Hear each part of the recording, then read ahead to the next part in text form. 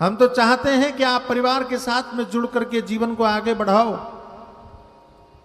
तो चाहे धन हो, चाहे परिवार हो, चाहे समाज हो, हर दृष्टि से इन चीजों को साधन के रूप में लेना चाहिए। साधन सहायक है, सहायक। परिवार भी सहायक है, धन भी सहायक है, गाड़ी भी सहायक है, साधन के रूप में लो। इनको साध्य के रूप में मत लेना। साध्य का मतलब है इन्हीं को अंतिम सत्य मत मानना कि बस इतना ही और कुछ नहीं। ये मत समझना, ये भूल हो जाती। हम सोचते हैं कि बस धन इतना ही, नहीं। हम सोचते हैं परिवार बस इतना ही, नहीं। हम सोचते हैं समाज बस इतना ही, नहीं। इससे भी कुछ और आगे क्या है? धर्मार्थ काम मोक्षाख्येषु चतुर्विध पुरुषार्थेषु। हमारे धर्मशास्त्रों ने, संतों ने, महात्माओं ने जीवन को 4 चीजों में विभाजित किया, या जीवन के लिए 4 चीजों को महत्वपूर्ण बनाया। कौन कौन सी? धर्म, अर्थ, काम, मोक्ष।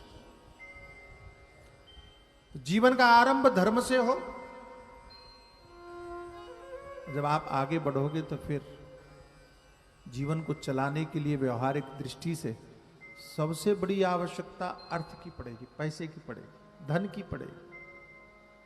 हमारे धर्मशास्त्रों ने कहा कि अर्थ को महत्व दो, धन कमाओ,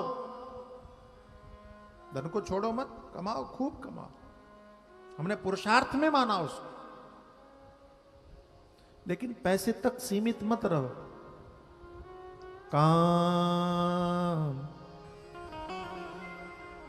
कामनाओं की पूर्ति भी करो भाई। आपको रसगुल्ला खाना है तो खाओ, कोई मनाही नहीं है, लेकिन डॉक्टर मना करे तो थोड़ा ध्यान रखना। रसगुल्ला खाने की मनाही ही नहीं है, लेकिन इतना भी मत खाओ कि बीमार हो जाओ।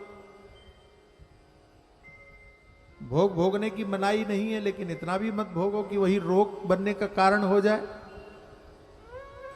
कामनाओं की पूर्ति करो, अच्छे कपड़े पहनो। मैं सदैव कथाओं में कहता हूं और आपसे भी निवेदन करता हूं कि आप फटेहाल मत रहिए। फटे कपड़े पहनने की जरूरत नहीं है। गृहस्थाश्रम में रहने वालों को फटे कपड़े नहीं पहनना चाहिए भाई, ये तो दरिद्रता का सूचक है।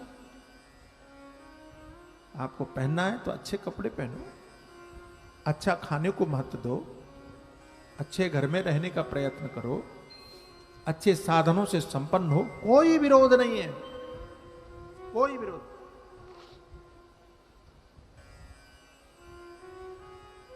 वहीं तक सीमित मत रहो।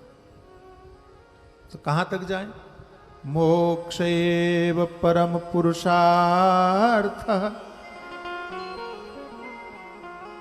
इन सारी चीजों को ध्यान में रखते हुए भी अंतिम जो सत्य है उसको प्राप्त करना है, उसका नाम है मोक्ष।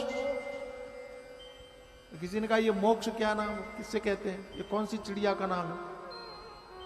तो कई लोग ऐसा मान लेते हैं मोक्ष मतलब मरने के बाद में कोई मिलने वाली चीज होगी, मरने के बाद में कुछ हो, कुछ मिलता होगा, होता होगा। हमारे गुरुदेव पूज्य चरण गुरुदेव भगवान कहते हैं कि हमारा धर्म उधार का सौदा नहीं करता। मरने के बाद में कौन कहां गया, किसने देखा, कौन जाने। तो मरने के बाद में हम आपको लालच दें कि आप ऐसा करोगे तो आपको स्वर्ग मिलेगा, आप ऐसा करोगे तो आपको वैकुंठ मिलेगा, आप ऐसा करोगे तो आपको गोलोक मिलेगा। हमारे पूज्य चरण गुरुदेव भगवान कहते हैं ना, हम उसकी बात ही नहीं करते। तो मोक्ष का मतलब हम तो यहां जीते जी आपको क्या मिलेगा उसकी बात करते हैं, जीते जी। तो मोक्ष का अर्थ क्या है? सीधा सीधा अर्थ बताते हैं। मोक्ष का अर्थ क्या है? मोक्ष का अर्थ है ऐसी जीवन की ऐसी अवस्था जिसमें दुख का लेश मात्र न हो और सुख कभी जाने का नाम न ले, उसका नाम मोक्ष। इसी जीवन में, मरने के बाद नहीं, अगले जन्म में नहीं, इसी जीवन में, इसी जीवन। तो महाराज ऐसा होता है? बोले हाँ, कभी हुआ है, कितनी बार हुआ है। तो ऐसे भी लोग हुए इस संसार में जिनको इतना भी दुख नहीं हुआ? बोले हाँ जी हुए हैं। बोले महाराज एक आध का नाम बता दो। अरे मैं तो पूरी झड़ी लगा दूं। एक नाम नहीं, अनेक बता दूं। फिर भी एक नाम सुन लीजिए आप, जो सबसे प्रचलित है और घर घर में परिचित है, सब जानते हैं। कौन? बोले मीराबाई। जानते हो कि नहीं जानते? नाम सुना है कि नहीं सुना है?